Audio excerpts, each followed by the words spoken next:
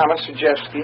Today's date is July 23rd, 2007, and the time is 4:55 p.m. Statement is taking place at the Cheshire Police Department headquarters, 500 Highland Ave, Cheshire, Connecticut. Those present are myself, which is Detective Joseph Vitello of the Cheshire Police Department, Detective Raphael Medina of the Central District Major Crime Squad of the Connecticut State Police, and Joshua Komisarjevsky. Joshua, would you please spell your first name? Joshua. And your middle initial? A. And your last name. Spell it, please. Komisarjevsky.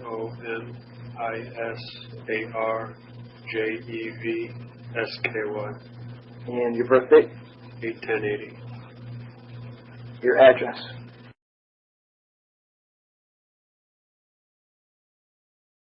Your home phone?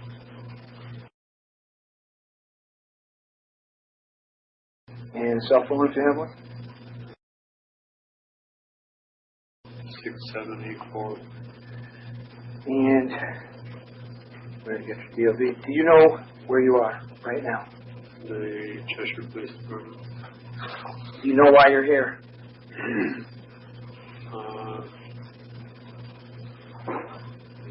For a home invasion gone terribly wrong. Okay. Joshua, how many years education do you have? High school, some college. Did you get your diploma from high school? Yes. Okay. And you have some college? Okay. And you understand and can read and write English? Yes. Okay. Now, Joshua, when you came in a little while ago and we started talking to you, we read you a notice and waiver of rights, which is your constitutional rights. That's correct. You read those rights, you signed those rights, you initialed those rights, and you did it in two separate locations, one acknowledging that you read your rights and you understood them, and a second in which you waived your rights to an attorney and you wish to speak to us. Is that correct? That's correct. And did you do that freely and willingly on your part? Yes. Okay. Do you have any questions on that? No. Okay. That form's in front of us, and it's been signed by you, Detective Medina, and myself. That's Correct. Okay. And we've briefly discussed this incident, and you started to give us a written statement, and you probably got maybe into one page, and at that point, we discussed that if you would like to give us a audio taped statement, and you agreed to that, correct? That's correct. And that's a decision you're comfortable with? That's correct. Okay, now in your written statement, we had you stop and we had you write that you wanted to go from the written form to the tape form, correct? That's correct. Okay, now the written form's in front of us.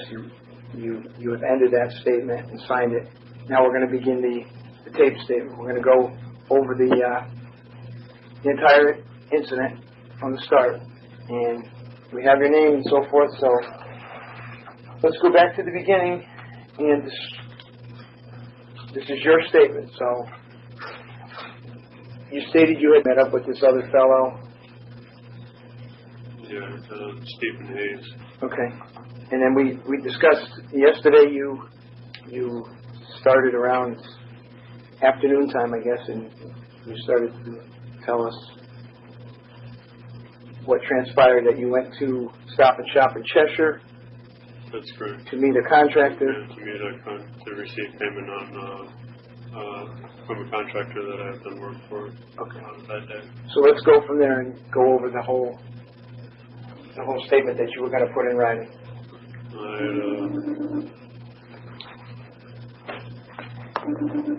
At that point, I had. This was at what time? So 6 o'clock-ish or so. In the evening? In the evening. I was waiting for a contractor to make payment, and while waiting, I saw a mother and a daughter walk into the Stop and Shop, and noticed that they were driving a very nice vehicle. And didn't really think much of it at the time, because the contractor had shown up and we were discussing business, and and making payment. At which point, about 15 minutes later, the mother came back out with the daughter and got in their car as the contractor was also driving off where we had completed our transaction. For whatever reason, I chose to follow the mom and the daughter to their house and saw that they lived in a very nice house with a very nice car. And thought it would be nice to be there someday, not have to worry about financial problems and stress and all that goes with it. Throughout the day, Mr. Hayes had been calling me, wanting to hook up and discuss options on how we can come up with some money fast, whether it be legally or illegally obtained.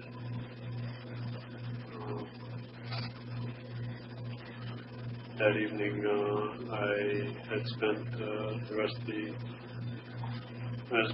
the evening with my daughter. She had just recently come back from a 1-week vacation with her grandparents, and I hadn't seen her a little over a week, so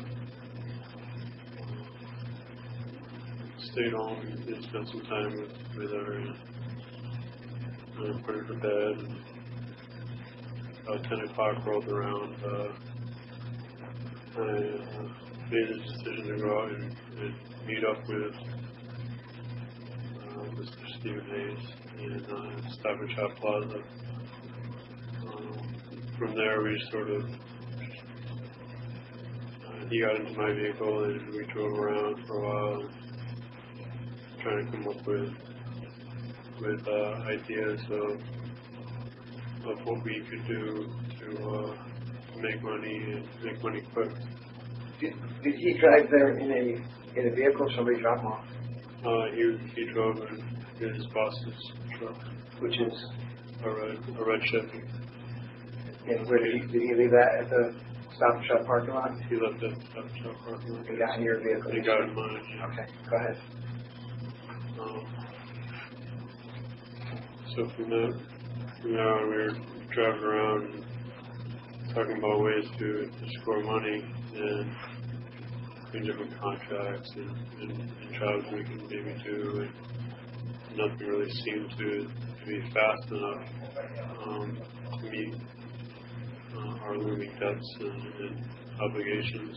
And the conversation had turned to the possibility of maybe illegally obtaining cash quickly.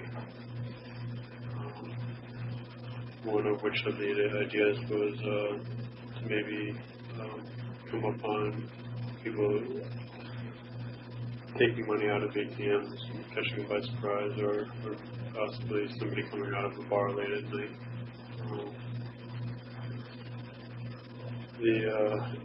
Neither one of those ideas panned out. We just sort of aimlessly drove around instead, at which time I had recalled that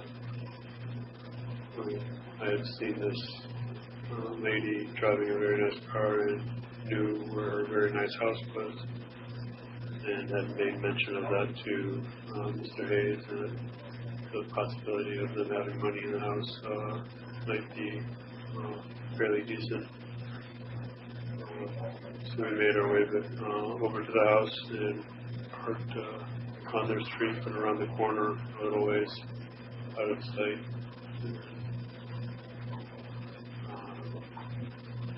Donned face mask and put on rubber gloves and walked down the sidewalk to their house. Could you describe those face masks for us? What they may have looked like? It was sort of, we were really doing it on the fly. There was no planning involved or anything, so I had no hat or anything, so I used an old work shirt, cut 2 holes in it, and just sort of tied it around my face. And then Mr. Hayes had used a work hat that he had. He just pulled down over his face, put 2 holes out for eyes. And it just of it, really. Okay. Were you carrying any weapons at that point? Did you have anything on you illegal? I was not carrying a weapon at that point. Mr. Hayes had a handgun, pellet gun, or BB gun that he had purchased at Walmart, Southington. When did you purchase that? He had actually made purchase of that day prior, I believe it was, to this incident. Were you with him when you purchased it? I wasn't started with this And it was the Walmart in Southington. in Southington. Did you pay cash? He went up to the teller and paid cash, yes. Okay. So now you approached the house. Um, No other weapons? no other weapons, no. We approached the house and went around back to see who was, if there were any lights on or anyone was awake. At which point we noticed that the father was sleeping downstairs in the sunroom. Which is where? In the front of the house side? It's in the back of the house. Okay. We continued to do a walk around of the house, checking windows and doors, all of which were locked, until we came to the bilko door, the back rear of the house. It went down to the basement, which was unlocked. I opened it and proceeded down the steps and to find out that the door into the basement itself was also unlocked. What time do you think this is now? This is about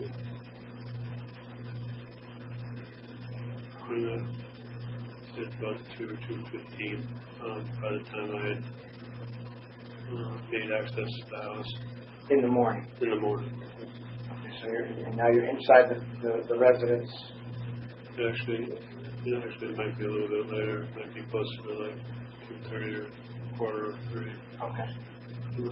Vaguely. Sure. I had mentioned that I didn't think that I would be able to take on the father alone, and Steve had mentioned that he didn't think he could creep through the house quietly enough to get up close to him, and mentioned that maybe I should find a bat or an object of similar weight to club him with and to incapacitate him temporarily so that we could tie him up. So I proceeded down into the basement and happened to find a baseball bat leaning on the stairs leading up into the kitchen. I took that bat and I went up the stairway. Slowly made my way through the dinette area to the doors leading into the sunroom where the father lay sleeping. At which point I just stood there for a good 15-20 minutes, standing behind him with his bat and not wanting to hit him, not thinking that I could. I could see Mr. Hayes in the window motioning to strike him and get it over with and get it done so that we can move on. And Did you strike him? I did. Okay.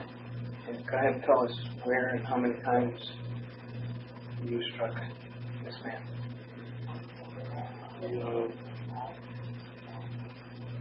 I hit him in the head with a baseball bat, and he let out this unearthly scream. I couldn't take the scream. I've never hit anybody in the head with anything, with a baseball bat. I just kept hitting him until until he finally packed up into the corner of the couch and quieted down and was just staring at me with wide open eyes. Just sheer confusion. Was he bleeding? And bleeding profusely. Okay, so when he's on the couch curled up, and what happens? Mr. Hayes was now tapping on the door window to my right,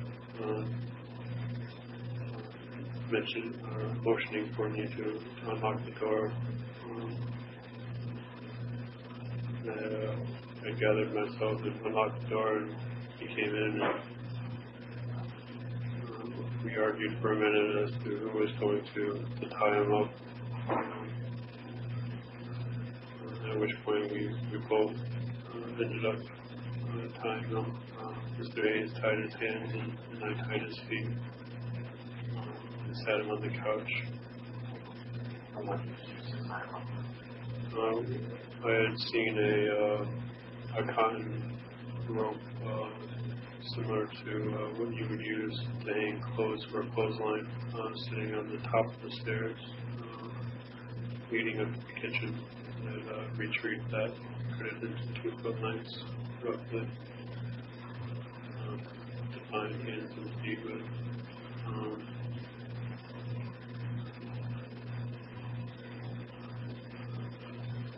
So I tied his hands and feet, or I tied his feet. So he tied his hands and then sat on the porch and on some portion of the couch and asked us quietly what our intentions were, like what we wanted. And I replied that we were simply here for money.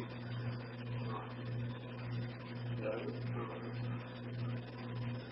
once we have what we came looking for, that we'd be out of, we'd be gone.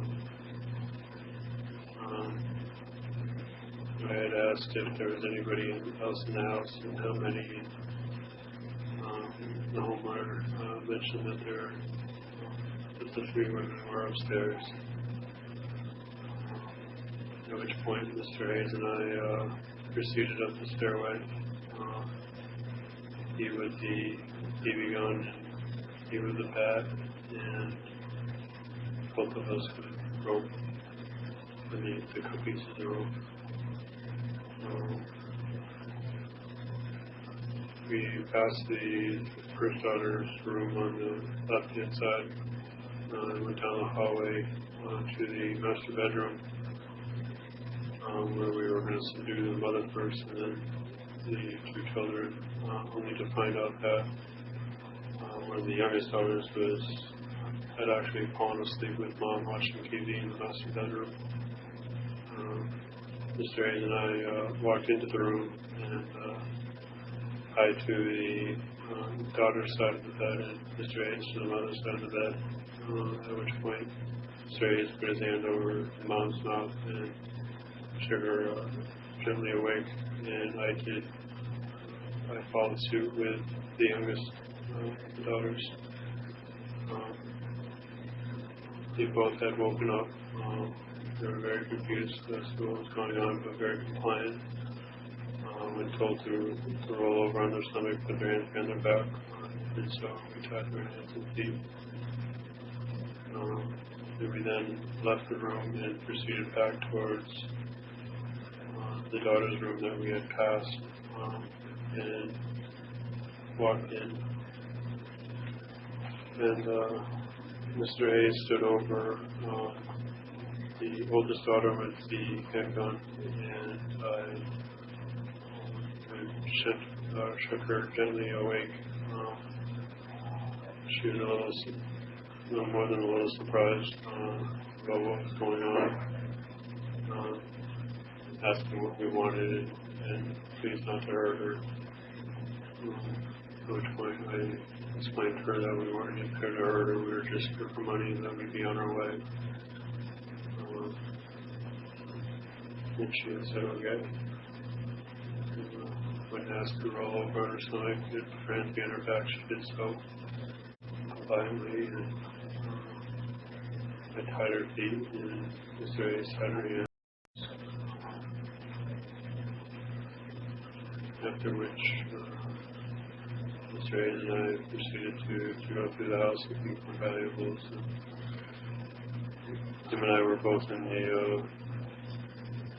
mother's room, and she was telling Mr. Hayes where different locations were for jewelry and whatnot, things of which I wasn't interested in. It was my understanding that Mr. Hayes and I were there strictly for cash. I was getting a little frustrated with him that he was picking up other than that. You were strictly looking for cash. Just cash. And where's the father at this time? The father is still downstairs in the sunroom on the couch. We periodically go downstairs to check on him. At one point, on my trips down there, he was still bleeding fairly profusely, so I found a towel from the kitchen and put it on his head to sort of slow the bleeding. You tied up the daughter? Did you tie them to anything? Not at first. They were tied up to. They weren't restrained to like the bed or anything like that. They were just. You mean their hands and feet were tied, but they weren't tied to anything at that time? That's right. Okay. So Steve and I continued doing, looking around for money and realizing that there was no money there. The mother had mentioned that there was no safe. And Steve had found a check register with the amount of $40-something thousand in it.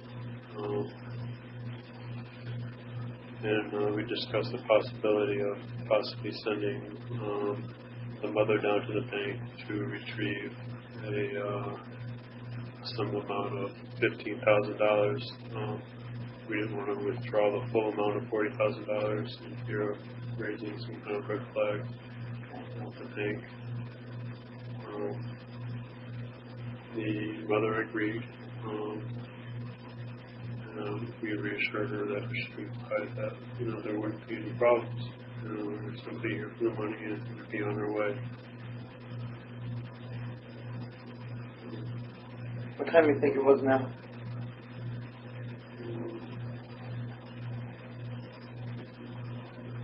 Probably getting on 3:30, 4 o'clock, and around that time. Okay, and aside from them being tied up and the father being injured, no one else at this point was injured? That's correct. Okay. Go ahead. Mr. Hayes was continuing to rifle around the bedroom for some time to come. I was getting a little annoyed at the amount of noise that he was making. I had locked eyes with the youngest daughter. I was kind of taken back by how calm she was being, and she had this look of like she understood, that we were here, we weren't invading her home, and that she understood. Like she seemed to have this look in her eye that she understood, that we wouldn't hurt them. We'd just be on our way, and it sort of caught me off guard. We kept going back and forth up and downstairs, checking on the dad and whatnot, and realized that it was starting to get a little light outside, and realized that we were going to have to make a decision on what we were going to do with my car, because it was still parked out on the street around the corner, and I knew that I couldn't leave it there. Steve and I got into an argument about how we were going to, where and how we were going to move in and where to bring it.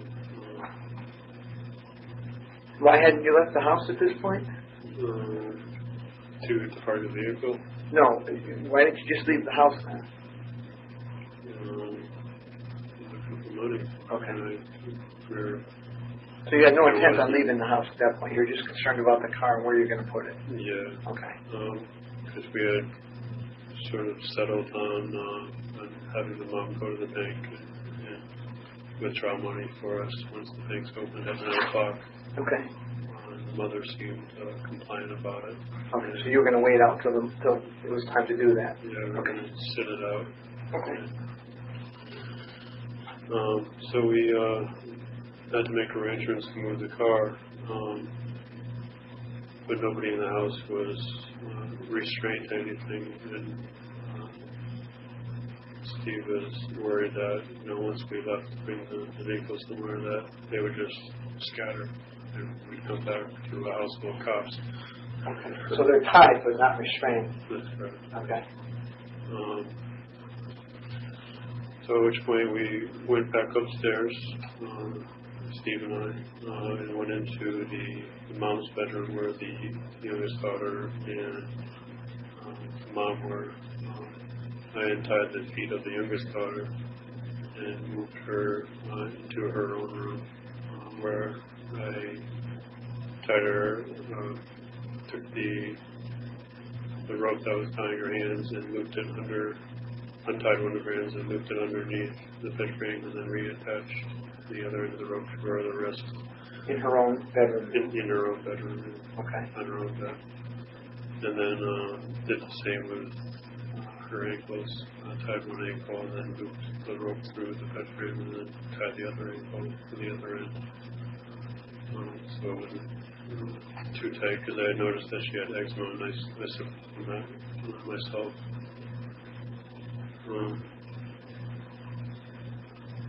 So I walked out of the youngest daughter's bedroom and this way had tied the mother to the master bed on her stomach, sprawled out.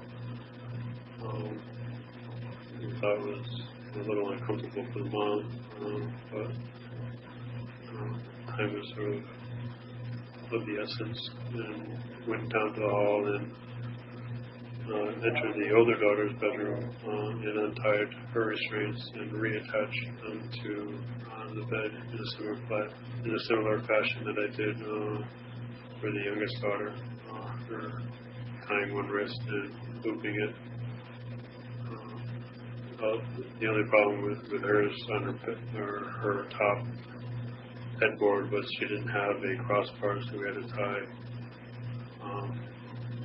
her wrists together and then loop it onto the bedposts.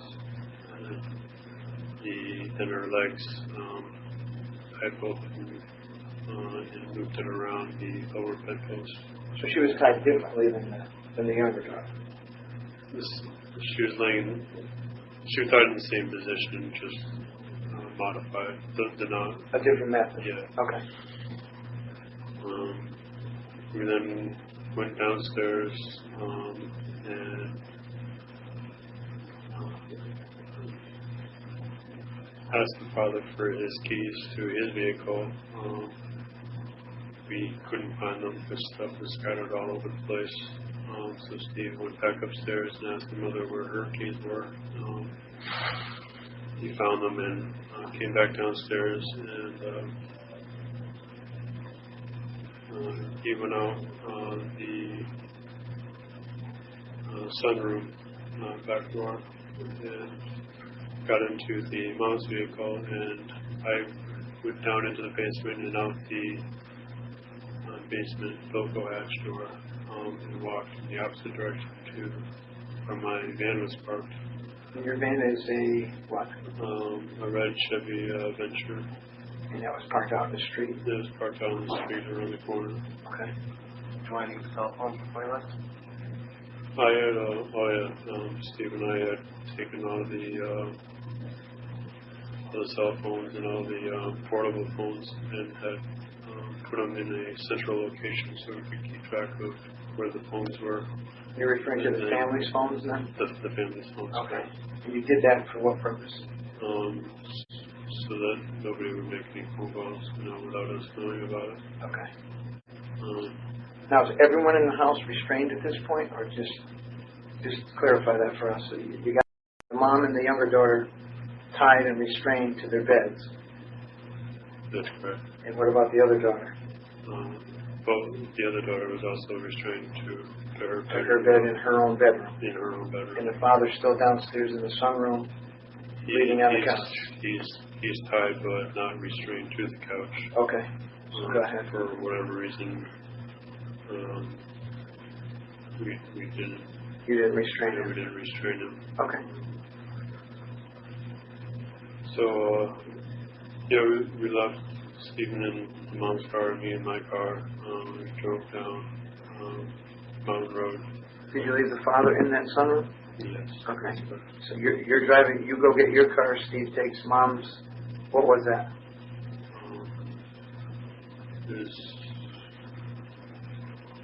It's a sport utility, like a sportier, So like an SUV.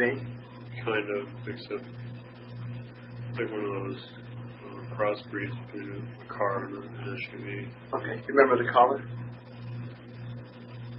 Not off the top of my head. Okay. So Steve drives. You drive. Where do you go? We went down Mountain Road. My original plan was to park my vehicle at Stop and Shop, but Steve thought that was too far away, so I instead passed Steve on Mountain Road and pulled into a condo complex across the street from West Main Street when you come to the end of Mountain. Any particular reason you picked that? I just figured I could park in one of the visitor parking spots and Wouldn't be noticeable. no one would be hiding in plain sight. Okay. I got out of my vehicle, locked it, and as Steve turned around and came back, and I got into Mom's car with Steve and drove back to the house. We had gotten into an argument on the way back to the house about his speed, because I knew that the Cheshire PD patrolled Mountain Road for speeders on the regular. So you didn't want to get stopped and all Yeah, we didn't want to get stopped on the way back to the house, and I told that wasn't ours. Okay. So now you're back at the house in the homeowner's vehicle, Yes. and you go back into the house. We entered into the house from the sunroom back door, where the father is still sitting on the couch. Okay. He had asked if the women were all right, and I responded by saying, reassuring him that they were fine, they were behaving themselves, and that everything would be fine. Okay. So Steve was tromping around the house and looking through stuff and whatnot. I went upstairs. Sort of sat with the youngest daughter. I noticed that she was, since being separated from her mom earlier, she was a lot more. She was a lot more stressed out than she was earlier. Okay. And was sweating profusely on her bed. I went back downstairs and got her a glass of water and brought that back up to her. Tied her hands and let her have something to drink.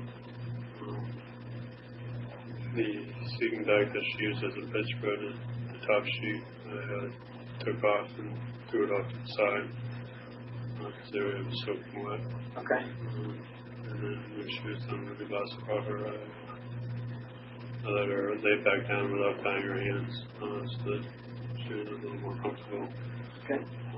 I felt comfortable not tying her up because she was very well behaved, very compliant.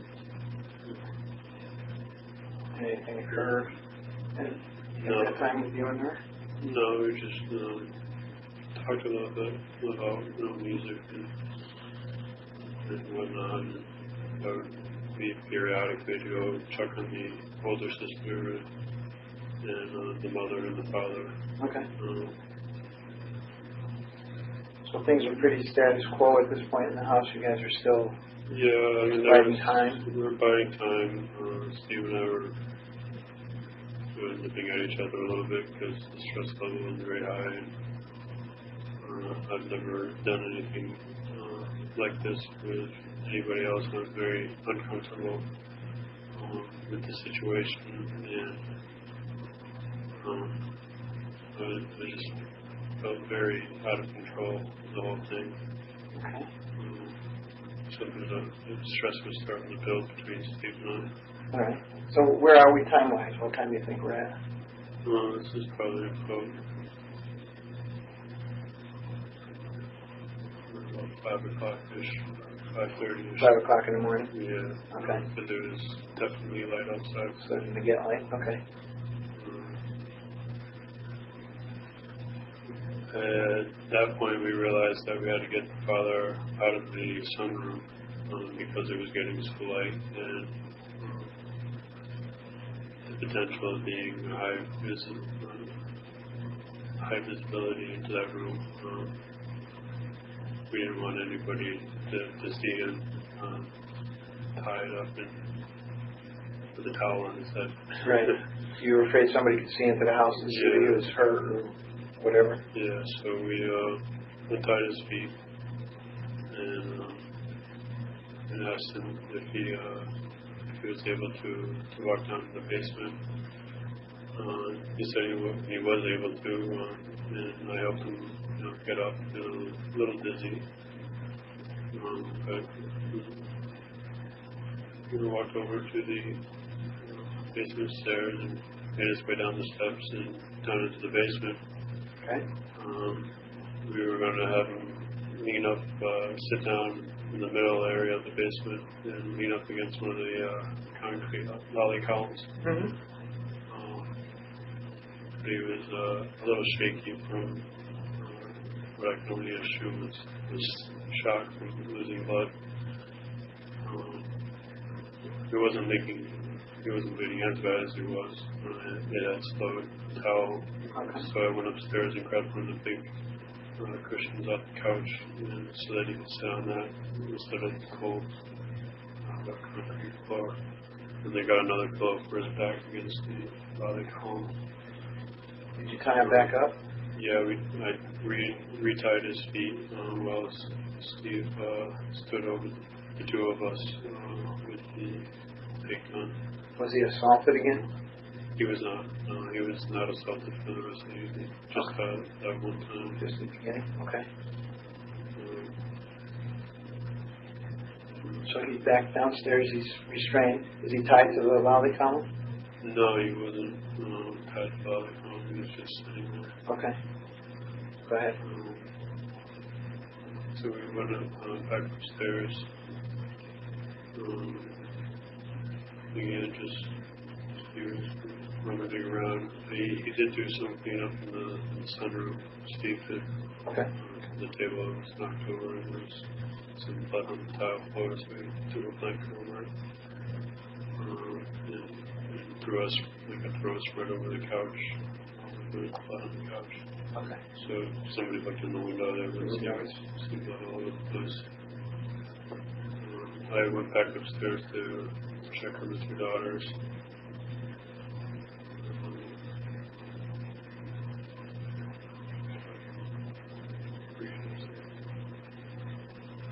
You just came from downstairs with Dad, with Steve. You retied him. You moved him because you're worried about daylight, you said. Then you came up. You took care of some blood in the sunroom. Now you're back upstairs. You said you went back upstairs to check on the other all the females that were restrained. They're still restrained in the same spot that they were before you went and moved the cars and whatnot? We had still in their beds. We had also, or Steve had brought up the point that about what they did for work and whether or not they needed to speak. Somebody needed to call in to sick for them. Yeah. So Steve went and down to the basement and asked the father when he needed, what time he needed to be to work, and who needed to be called to be let informed, that he was going to be late. Mm-hmm. I went to the mother and asked her what time she needed to be in to work, and she replied saying that she was a teacher and that she was off in the summer, so it was a non-issue. The father, on the other hand, is a doctor, apparently, and he didn't have to be in the office till 8:30, but he needed to make rounds at the hospital around 7, so he was expected to be somewhere at 7. He had made mention that of a supervisor's name that we have his wife contact in his head, saying that he wasn't feeling well and being at a later time. Okay, was that call made? That call was made. Steve and I went upstairs and untied the mother from her bed and had her come on the way downstairs. She had asked if she could peek into both children's rooms just to make sure that both daughters are fine. And I was fine with that, and it sort of helped reassure KK as well. That was KK. KK is the youngest daughter, the one that I was spending time talking to. Okay. We went downstairs with the mother and had her sit on the love seat in the living room, where I retied her feet and her hands, and Steve went to scrounge up the portable phone, the house phone, which was in the kitchen. Okay. Got that, came back over and gave the phone to her, but she couldn't dial it, so because her hands were tied, so I untied her hands again, and so she made the phone call. I had then gone and posted up in the kitchen, just sort of looking around out the windows and just overseeing different entry points in the house, while Steve was with the mother making necessary phone calls to call the father off from work. Okay. When that was done, Steve had called me over to tie her hands back up. He put the phone back in the kitchen, and he had thanked her that she did a good job doing that. Okay. At that point, Steve was feeling a lot more comfortable about the mother going into the bank and withdrawing the $15,000 that we had originally thought of, the number that we had originally come to. Okay. And what bank were you planning on doing this at? The original plan was to go to the Bank of America in Waterbury. Waterbury? That was my understanding. Okay. But it'd be better that be that than you think that was familiar with her. Okay. I might notice that she was in distress. Okay. So at this point now, you had allowed Mom to check the bedrooms, and those children were the two female daughters were tied, but not harmed, No. fully clothed. Yeah, there No were issues. No issues Okay. at all. So go on. We still had several hours to kill. It was only about 6:30, 6:45 at that point. Daylight. Yeah, it was definitely daylight outside. I was getting annoyed with Steve again because there weren't that many shades downstairs. He was constantly walking back and forth across windows. I got to the point where I was getting so frustrated that I just went back upstairs again to go check on the daughters, and again, struck up a conversation with KK, got her some more water. She had needed to go to the bathroom, so I had untied her and allowed her to use the bathroom in the master bedroom. Okay. When she was done, she came back into a room where I then restrained her feet, but let her hands be as they were previously. I also went to go give some water to the oldest daughter, but she wasn't really that thirsty, which was fine. So I was starting to get down to crunch time. Crunch time meaning? We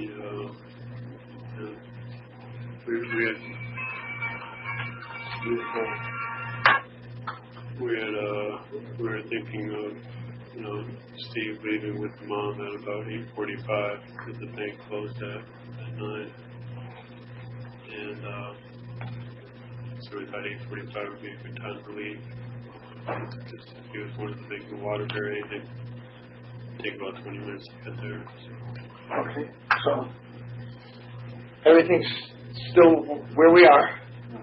As far as no one's injured other than the father, you guys are biding time till the 9 o'clock when you think you should go to the bank. Window, yeah. Mom had already called Dad in, her husband in to call her mom, the adult.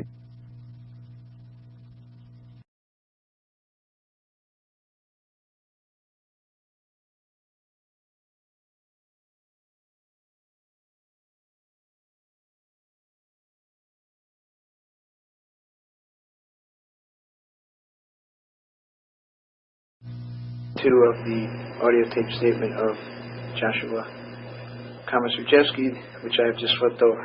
Okay, Josh. Go ahead.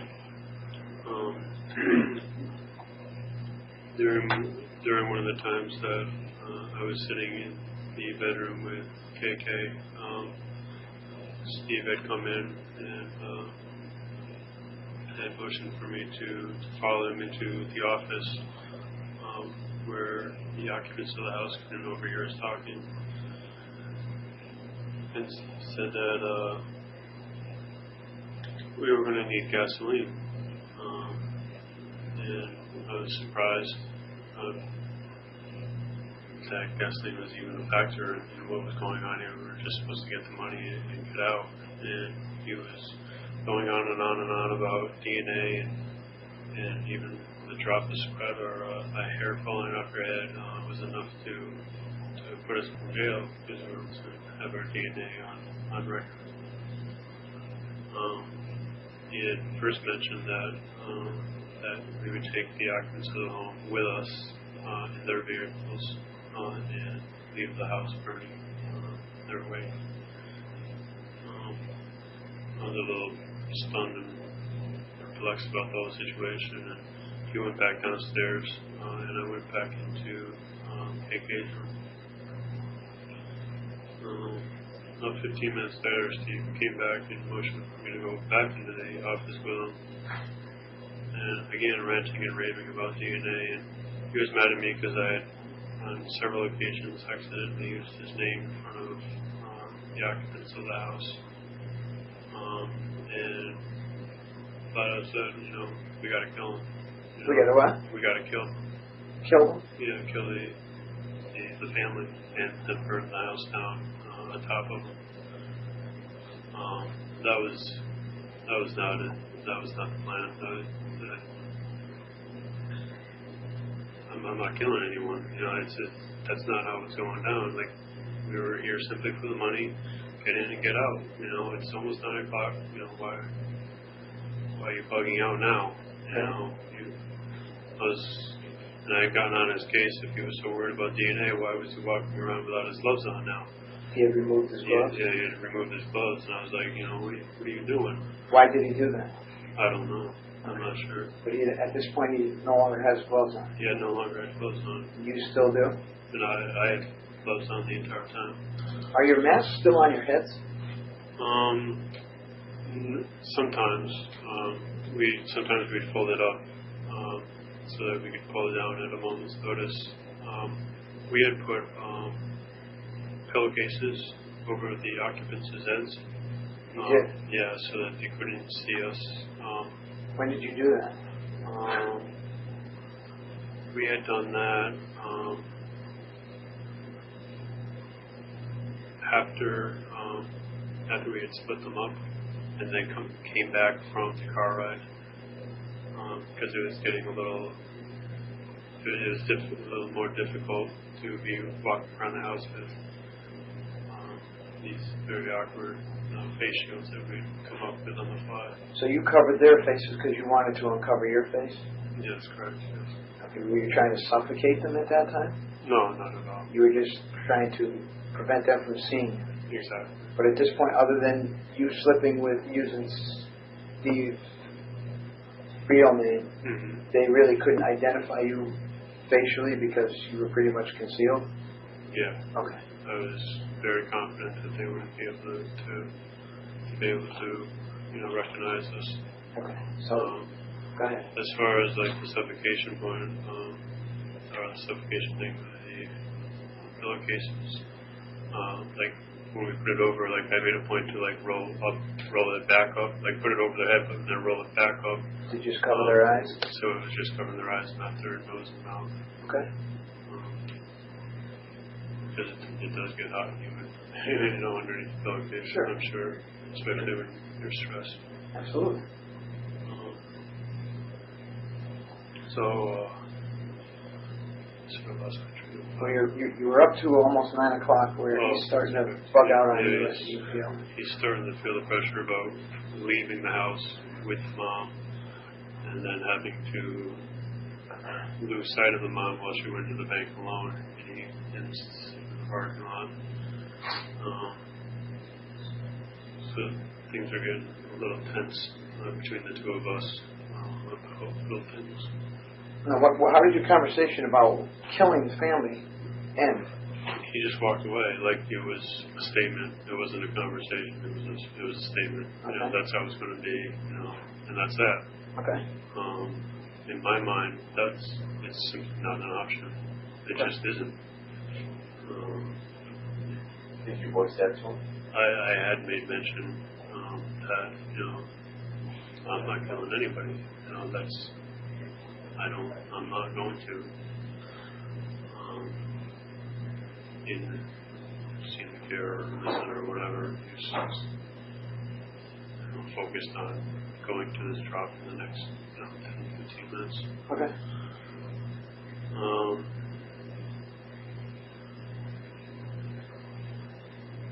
Just to back up a little bit, when he had first mentioned about burning the house down, he had gone down to the garage and taken a bunch of bottles of 1 gallon bottles of windshield wiper fluid. Okay. And drained those into the kitchen sink. I heard the chugging of something being drained into the sink. I went downstairs to see what he was up to this time. And again, he had said, I'm going to go get gas. I'm going to use mom's car. I'll be back. So at this point, he drains the bottles and he's going to go get gas. With the bottles. Which he does in fact do, taking mom's car, leaving you home with everyone else. With everybody else. Leaves me with everybody and just takes off. Okay. What time do you think that was? The drop was at 9, or the pick was at 9, so this was probably about 8 o'clock. 8 o'clock in the morning. Yeah. Where do you think he went? Well, he didn't say where he was going to get it. I was assuming he was probably going to go to the gas station right at the fountain because it's right there. Right. But he somehow managed to end up over on Main Street heading towards Richard Chevrolet and called me asking if there was a gas station up ahead. I was like, well, where are you? He's like, I just passed Richard Chevrolet. I was like, well, your next gas station is in Little Southington. Okay. He's like, oh, well, I'll find one closer. And hung up, but then called back, 15, 20 minutes later, and said, "How do I get back to Cheshire from Waterbury?" So he's calling you saying he's in Waterbury. Yeah, Did he have the gas then? and he apparently had the gas and was on his way back. Okay. When he had gone back to the house, he had 4 of those containers Filled with gas. filled with gasoline, which he put in the garage. Put in the garage, meaning he put them down in the garage or he poured them out? No, he put them down in the garage. Okay. And you observed them doing this from where? From the kitchen. You were in the kitchen. Yeah, or the dinette kitchen area. And there's no one else down there with you though, correct? Everyone else is upstairs in the bedrooms or downstairs in the basement. No, mom is downstairs. Mom is downstairs. Yeah, she's sitting on the love seat. So Mom has been down there the whole time since she made that call for Dad, for her husband to From go to that, work. yeah, from that point on, she was downstairs for the remainder of the time. Okay. Tied but not restrained. Tied, but not restrained. Okay. So like I had made mention before, our original day was 9:15. That didn't happen because he made a detour and plan and got back later and things took longer. He also wanted to make a bunch of phone calls to the Bank of America. He calls 411 to get their number, Okay. using the home phone, wanting. He basically wanted to get and ask, somebody at the branch what he needed specifically to withdraw a large sum of money from one's own account. Okay. In general, he was speaking in generalities to them.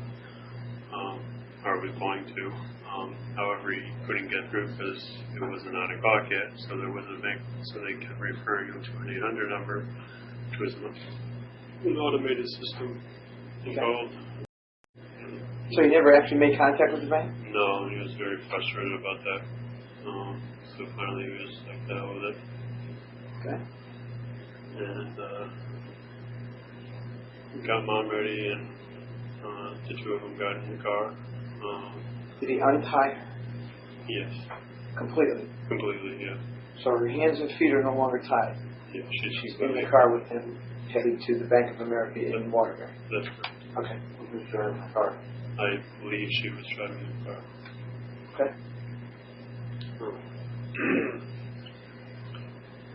So they left at about 9 o'clock. I went down to check on Dad. He was still sitting downstairs fine.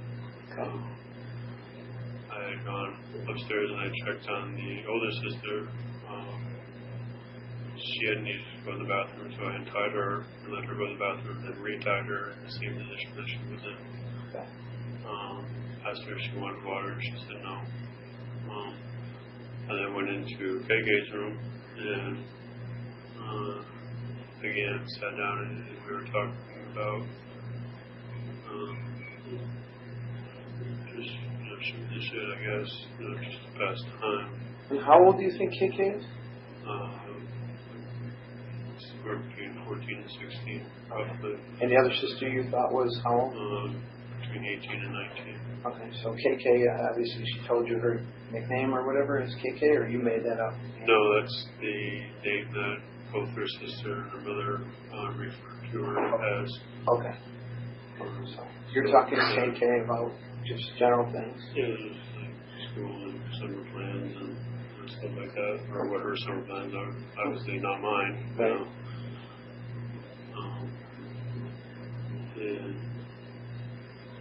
And one thing led to another, and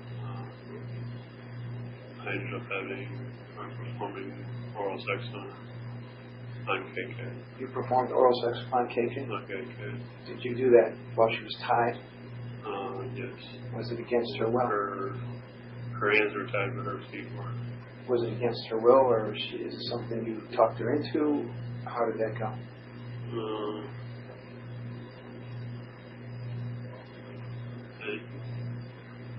It started off as against her will, then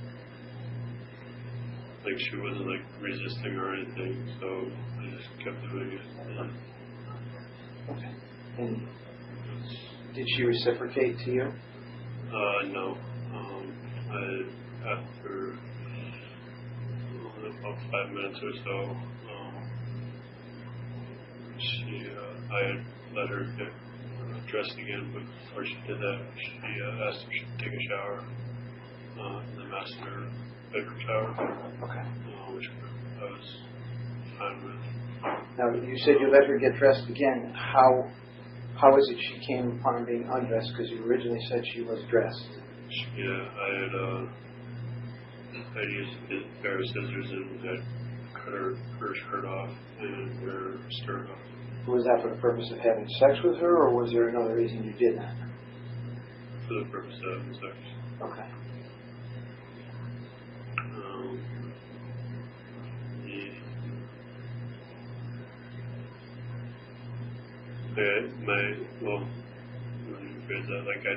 My purpose wasn't to have actual sex with her, just oral sex. So you're saying you didn't have intercourse with her? That's correct. You performed oral sex, is what you said. Yeah. But you would cut her clothes off for that purpose? Yes. Okay. Did you take pictures of her?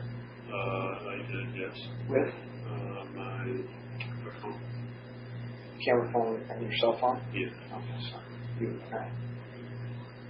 Go ahead. So then you let her take a shower in the master bedroom, reclothed her.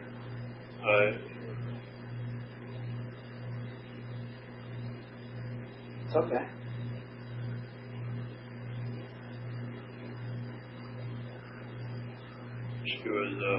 She still had her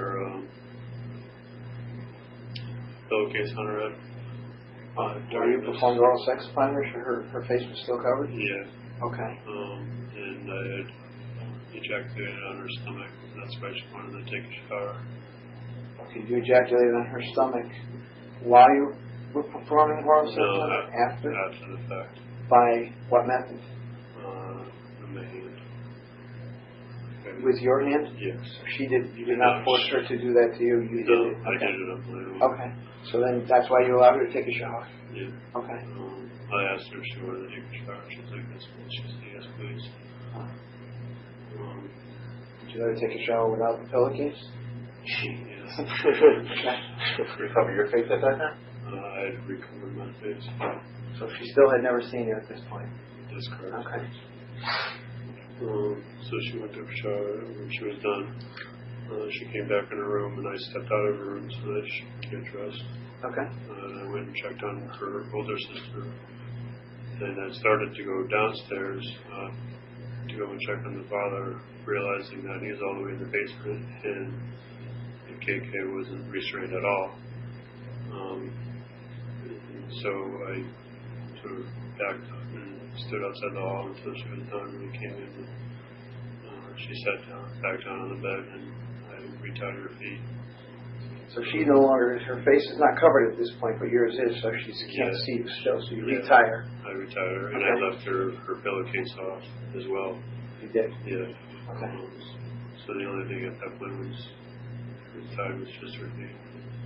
Did you restrain her back to the bed?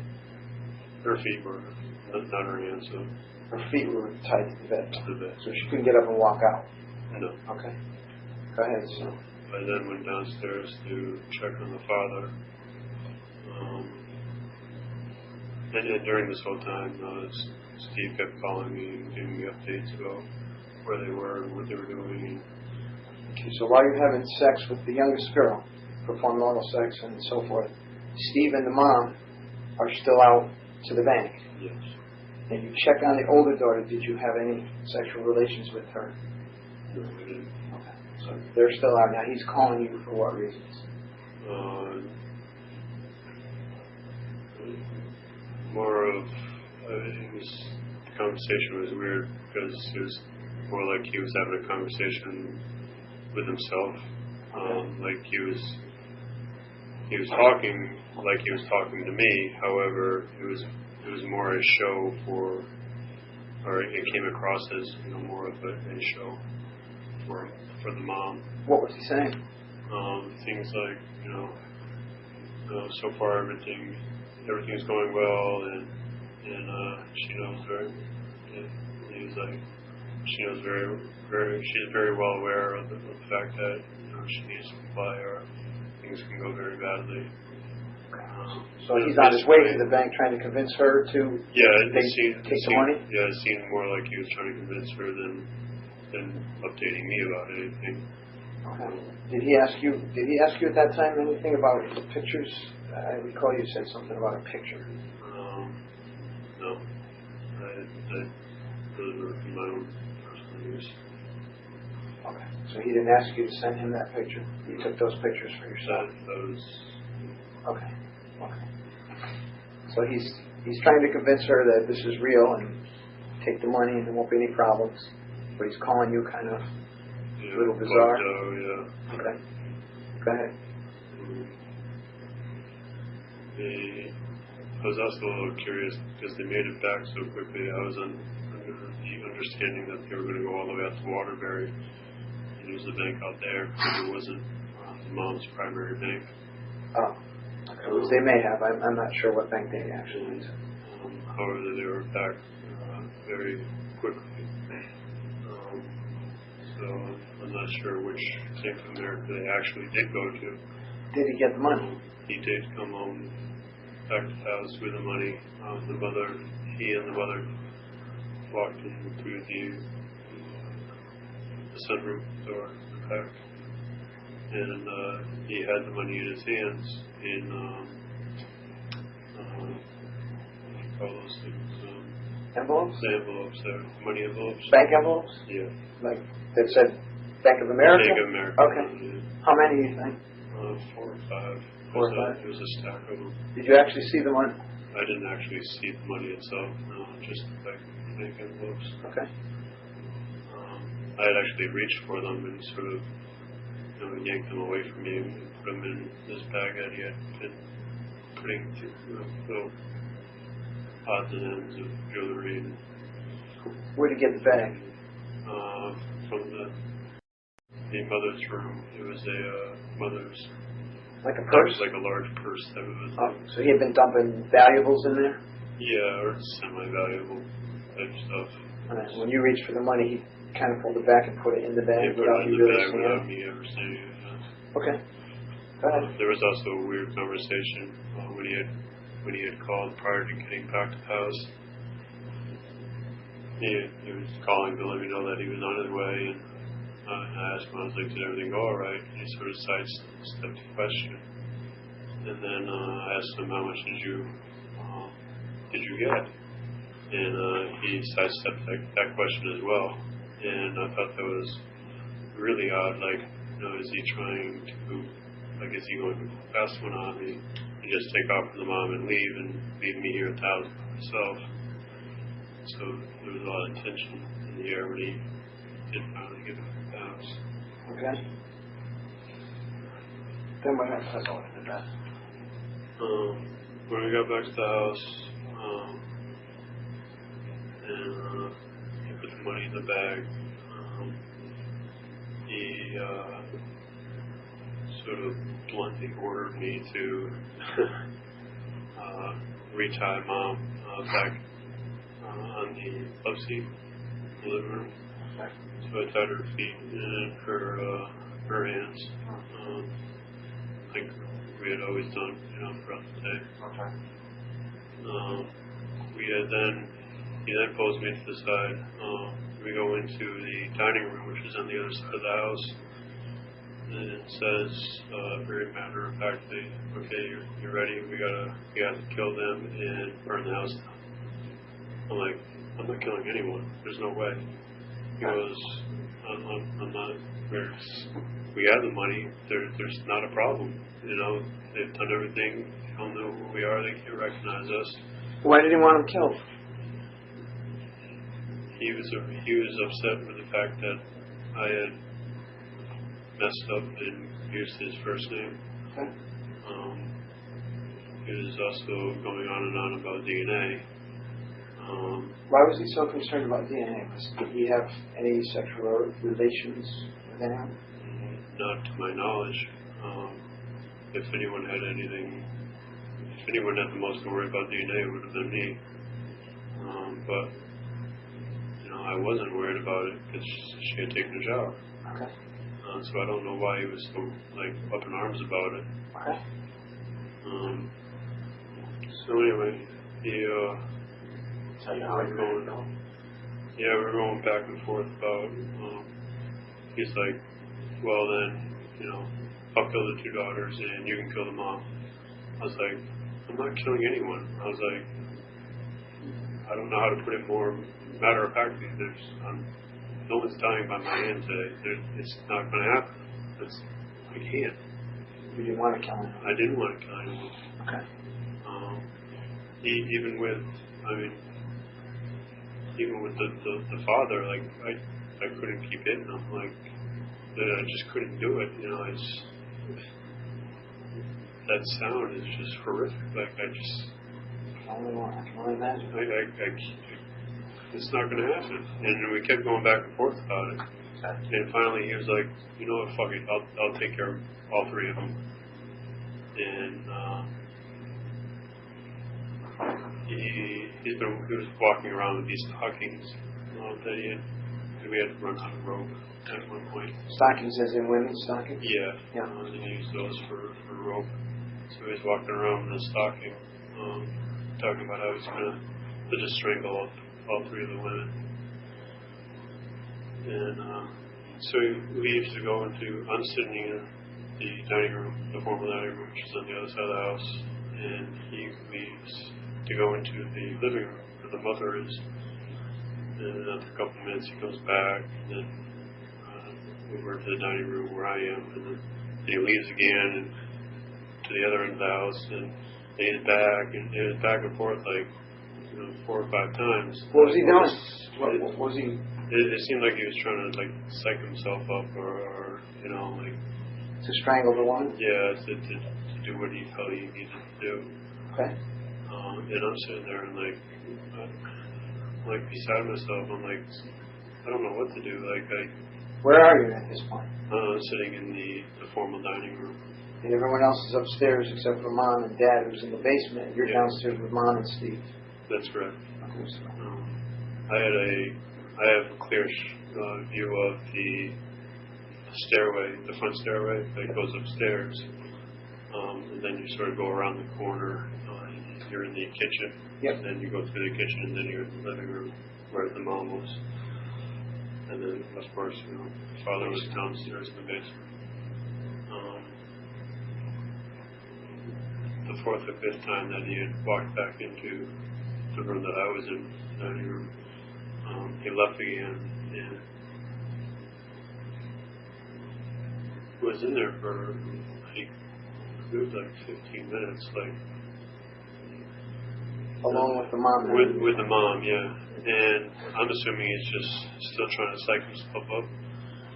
And during which time I hear this noise down in the basement, and suddenly recognized it as the built door that led to the outside. Which is where the dad was. Which is right where the dad was. And I yelled at the same time I jumped up, screaming to Steve that the father just took off. He just left. And was racing towards the room that he was in. And he was then coming back towards me, and as we're converging on the basement door, I could see behind Steve that the mother was laying lifelessly on the floor with her head on the love seat, and her pants were down around her ankles. So she's in your opinion lifeless. Her pants are down by her ankles, That's correct. which they hadn't been at any time prior to this. Never, no. And did you check on her? Did you ask him what he did? No, because my primary concern at that point was the father taking off the basement door. What made you think she was lifeless? Her face was a deep purple from the neck up, bluish, purplish, pool of blood. Being an EMT, I've seen plenty of lifeless bodies, and I recognized the mother as being quite lifeless. Her tongue was also sticking out of her mouth. And her eyes were very bugged out. Her eyes were closed. So as your EMT experience, tells you what did you think occurred? I was fairly confident that Steve had finally built up the nerve to strangle her. So at this point, you think she's strangled and dead, pants are down, so you... So I was making the assumption that he was had also raped her. But you didn't actually see him strangle or rape her, but that's your correct. opinion of... That's my opinion. She's yes. definitely lifeless and in your opinion, dead at this time. Yes. So now you both head towards the basement. He stops at the basement door, and Park sent me to run down there and check to make sure that he did in fact take off. Yeah. Which I did. I went down there, and sure enough, he had definitely taken off out the back local door. So the father basically escaped the house at this point. That's correct. Okay. Did you chase him? No. Okay, go ahead. I went back upstairs and told Steve that he's gone. We got to get out of here right now. We have to leave right this second. So on the upstairs, you mean the first floor where mom is already That's correct. Yes. motionless, lifeless, Yeah. We're in the dinette. and you want out? Yeah, we have to go now. There's no option. Okay. It's only a matter of minutes before he gets to the neighbor's, or seconds even, before he gets to the neighbor's house and the police are called. And Steve's taking all this time I don't know what he was thinking. He ends up taking the bag with the money in it and shoving it in my chest and tells me to go start the car. Okay. And I'm like, where's the keys? Where's the keys? Where's the keys? And he's like, I don't know, they're over there somewhere. And we're going back and forth, like, with our heads chopped off. And in the middle of that, he darts into the garage. Okay. I turn around to keep looking for these keys. And I turn back around, and he's pouring a whole bunch of gasoline on the kitchen floor. And down the front hallway, which leads to the stairway. Now mom is in the living room at this point? Yeah, which is like the kitchen floor is like the living room where the mom is sort of like a sunken living room. Okay. So it's kind of disconnected Yes. in a way? That's correct. Did he pour gasoline in there where mom is? I believe I didn't see him pour gasoline on her, but there was certainly gasoline there. I mean, it reeked. You could smell it. Oh yeah, it smelled like you light a cigarette and the place would blow. Okay, and then he goes up the stairs?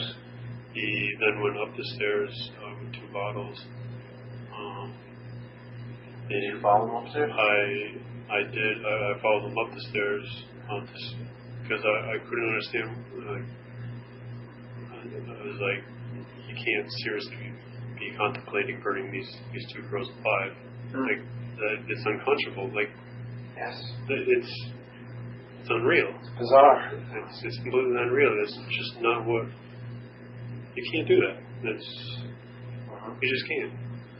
And I was a little relieved, not relieved, but that he had not poured it in the bedrooms, but he had poured it up the stairway, down the hallway, and into the master bedroom. And how do you know that? Because he was walking out of the master bedroom, and you could see the gasoline in the carpet. Leading up to which bedroom? The master bedroom, which is in the back. Did you check the 2 bedrooms? He walked out of the master bedroom, walked past me, back downstairs. I went to KK's room. There was no gasoline in there. She was still in her bed. Is she still alive? Oh yeah, absolutely. Okay. Face is covered? Yes, the pillowcase was back over Okay. but up enough so that she could breathe. Then I closed the door, and then I went down to the back towards the stairway and past the oldest daughter's room. She too was sitting in her room, tied to her bed, like she was previously, and I closed that door and I went downstairs. Is she still alive? Absolutely. Why did you close the doors?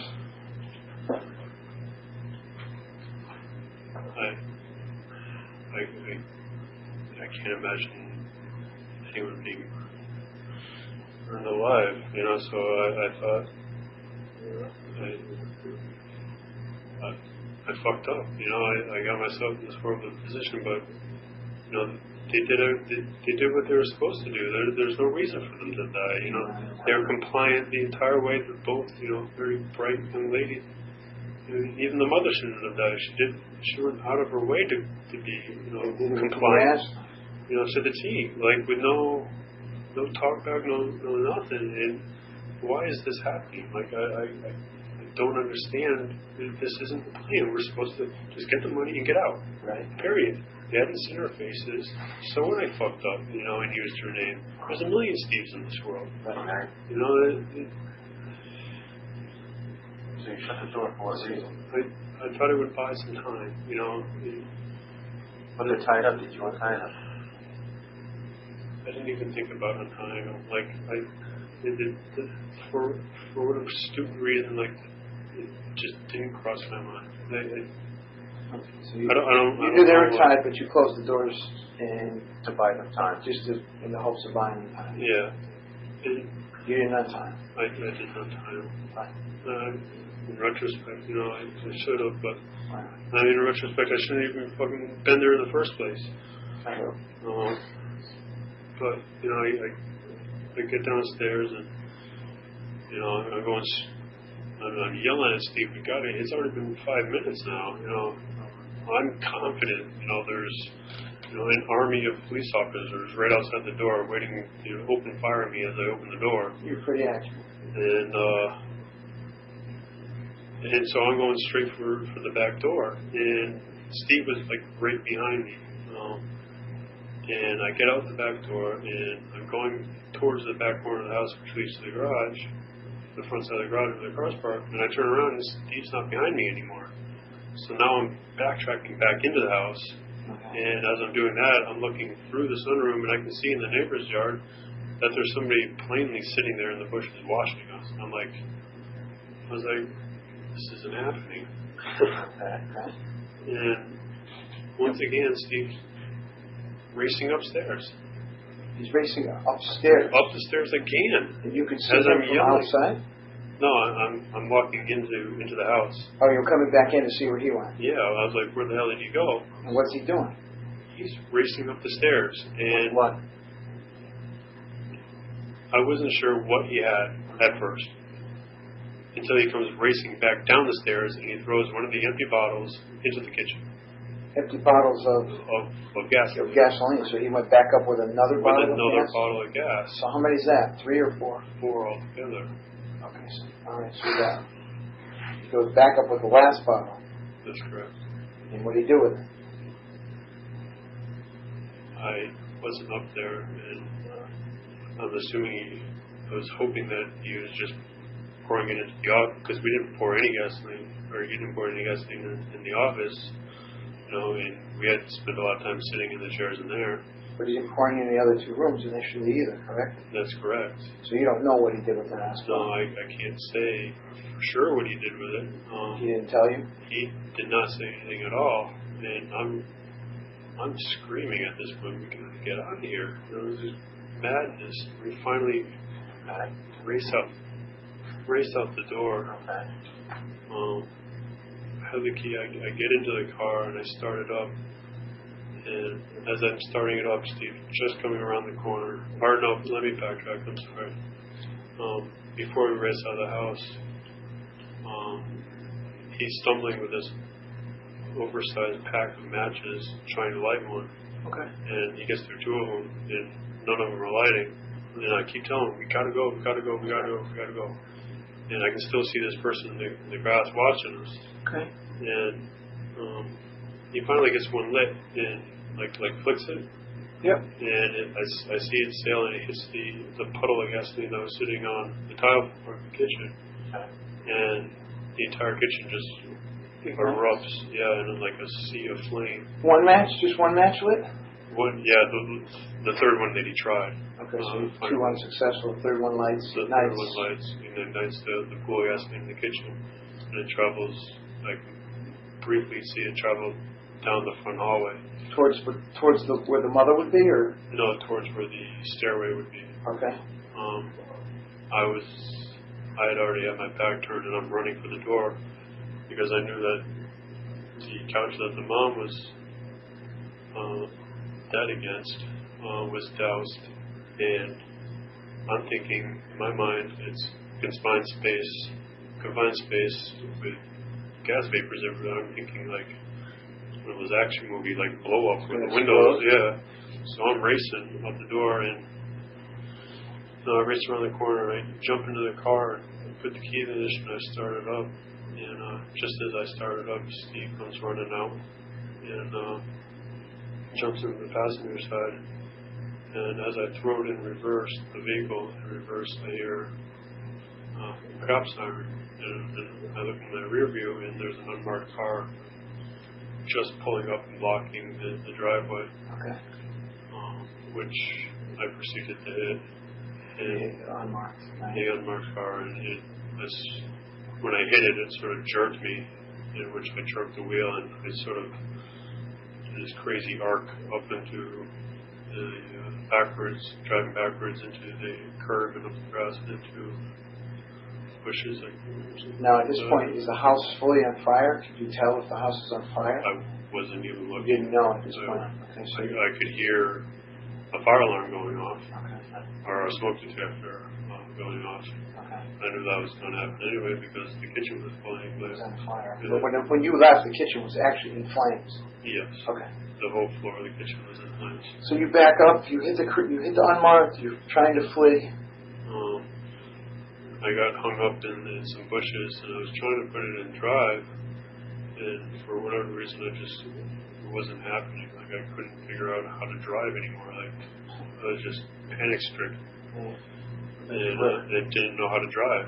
I literally forgot how to drive. And Steve grabs the shifter and goes in drive and yells, "Pass it!" And which I did, and took off the curb and onto the street. And I'm looking around as it happens in like slow mo. As I'm looking around, there's cops everywhere, and every single gun's like trained like right at my head. And I was like, I'm gonna die today. I'm going to prison for the rest of my life, or I'm gonna die. Okay, and then now you're fleeing the scene in the car. You're driving the homeowner's vehicle. That's correct. You already hit the unmarked. You go through the front lawn. You're headed up the street. Continue. I come around like this little bend in the road, and there's two Cheshire police cars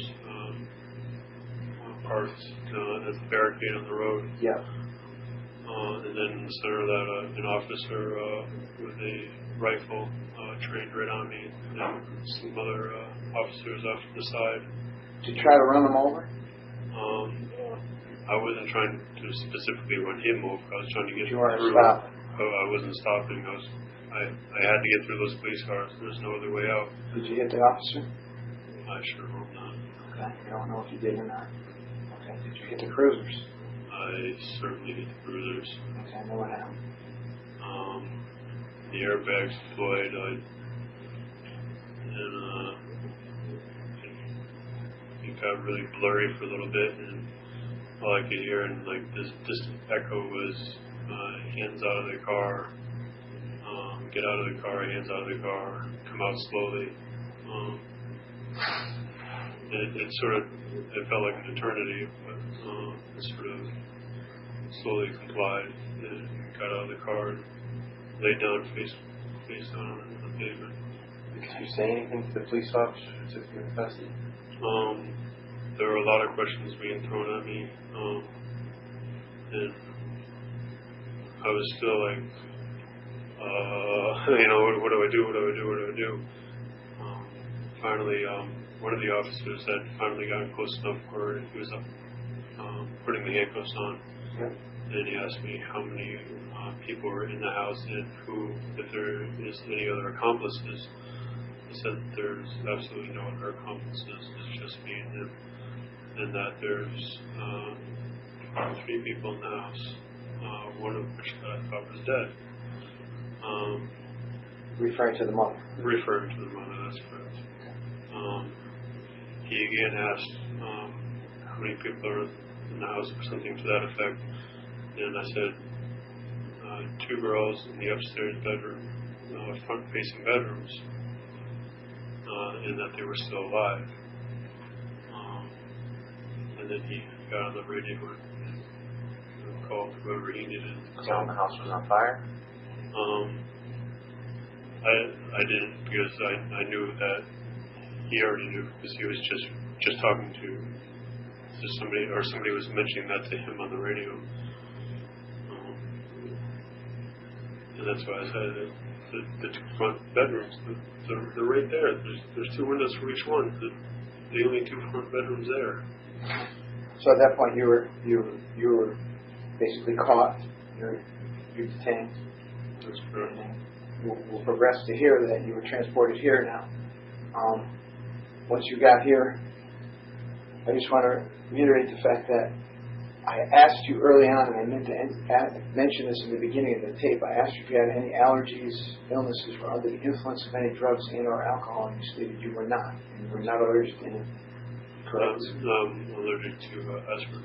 You said aspirin, correct. And we provided you with lunch, and that was one of the reasons I was asking you.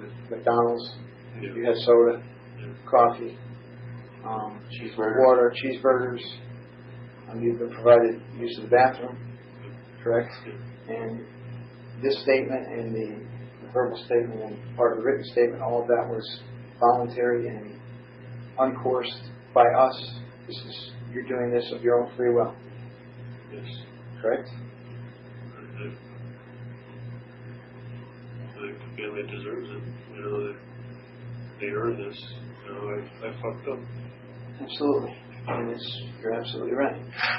Now, what's going to happen, Josh, is, having said all that, this statement has been recorded, as you know. It will be transcribed into typewritten form, after which you will be asked to read and sign the typewritten statement, which is your statement. Is that agreeable to you? Yes. Okay. Is there anything you want to add? You kind of just said it, that you screwed up and the family... It wasn't supposed to be like this. It was simply go to the bank and leave. And as far as your statement's been truthful. That it's, you're not saying you strangled anybody. You're not saying you lit the match. You're not saying you poured the gas. Yeah. Obviously, you were there. You did all the other things, like you admit to assaulting the father. I did assault the father. And you had sexual contact with the daughter. Yes. Okay. But I just didn't. I adamantly deny that any kind of strangulation or any of that. You helped bind him up, tie him up. Nice. I did. You admit freely to that. Yeah. Okay. Shutting the door. And I did shut the doors. And, That was. And I was hoping to buy them time. Obviously. Because they were alive in the house. Obviously, I should have done better. Okay. Thank you, Joshua. And the time is now 6:28 or 18:28 in military. And this concludes the tape statement of Joshua Kamasujewski.